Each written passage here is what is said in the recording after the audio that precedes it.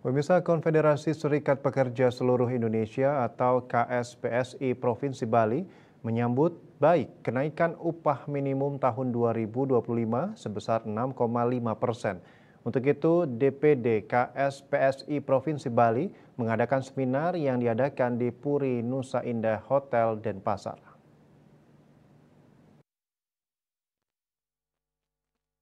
Hadir dalam seminar tersebut Ketut Danes selaku Ketua DPD KSPSI Provinsi Bali, Mediator Hubungan Industrial Dinas Ketenagakerjaan Disnaker Provinsi Bali Co Alit Sudarsana, serta Adi Projo perwakilan dari BPJS Ketenagakerjaan Cabang Bali.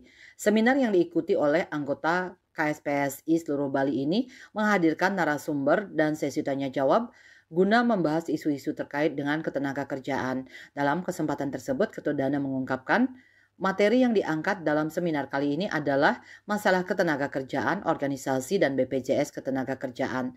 Seminar ini dinilai sangat penting untuk memberikan pemahaman kepada serikat pekerja.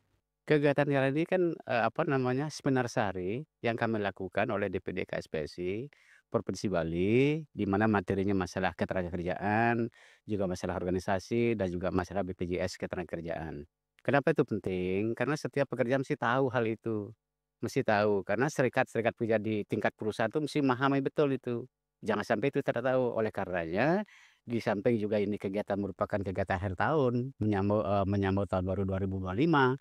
Ini sangat penting sekali buat serikat pekerja di tingkat perusahaan. Harus paham tentang BPJS Ketenagakerjaan, tentang organisasinya, dan tentang masalah isu-isu ketenagakerjaan saat ini. Serikat Pekerja Bali juga akan terus mengawal penerapan UMP Bali tahun 2025.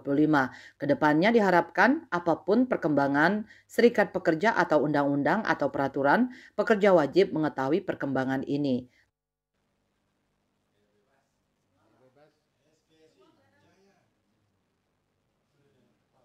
Tim Liputan melaporkan.